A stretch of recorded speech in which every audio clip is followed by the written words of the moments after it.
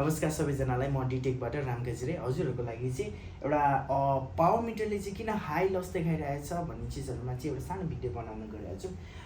जुनैसुकै brand होस्, जस्तोसुकै होस्, तपाईँको किन पावर मिटरमा हाई लस देखाउँछ भन्दाखेरि एउटा नेपालको स्ट्रक्चर जुन चाहिँ एउटा कन्स्ट्रक्सन भएको कारणले गर्दाखेरि धेरै धुलो उडेको कारणले गर्दाखेरि यो अप्टिकल पावर मिटरमा चाहिँ डस्ट पसेको कारणले तपाईँको एक्युरेट नआएको हुनसक्छ।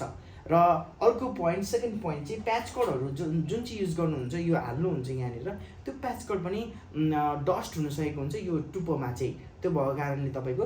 र थर्डमा चाहिँ एउटा युएसको जुन चाहिँ वेबलिङ्क छ, 1310 1550 समथिङ 1490हरू हुन्छ, त्यो एकुरेटमा तपाईँले टेस्ट नगर्दाखेरि चाहिँ तपाईँको पावरहरू चाहिँ डिफ्रेन्टहरू आउनु सकेको हुनसक्छ। र फोर्थमा भनेको चाहिँ एउटा क्वालिटी अनुसारको पनि तपाईँको कहिलेकाहीँ पावर मिटरहरूले डिफ्रेन्ट पावरहरू देखाउँछ। कुनै साइजमा सेम ठुलो भए तापनि त्यसको क्वालिटीहरू कम हुनसक्छ। त्यो भएको कारणले त्यसमा पनि तपाईँहरूले एउटा ध्यान दिनुपर्ने हुन्छ। र सल्युसनको लागि चाहिँ हाम्रो जुनैसुकै पावर मिटरमा उद्देश्यमा पनि होस्, तपाईँसँग चाहिँ यस्तो यो पावर मिटर क्लिनर अथवा ओटिटिआई क्लिनर भन्ने हुन्छ हाम्रो यसको चाहिँ तपाईँले यो खालको एउटा स्पेसल क्लिनर हो। यसले चाहिँ तपाईँले यो उद्देश्यमा चाहिँ स्प्रे लगाएर चाहिँ कनेक्टरमा चाहिँ यो टुप्पोमा चाहिँ भित्र चाहिँ क्लिन गर्नुपर्ने हुन्छ।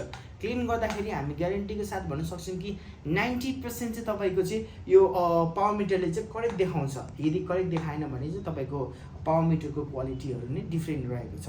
र त्यसमा चाहिँ तपाईँको हाम्रोमा चाहिँ भेरिएन्ट टाइपको एउटा पावर मिटरहरू रहेको छ। हाम्रो वेबसाइटमा पनि हेर्न सक्नुहुन्छ होइन। एउटा DT20 भर्जन 2हरू रहेको छ, 50 रहेको छ र मिनीहरू रहेको छ। यसको डिफ्रेन्ट प्राइजेसहरू छ र क्वालिटीहरू पनि डिफ्रेन्ट रहेको छ।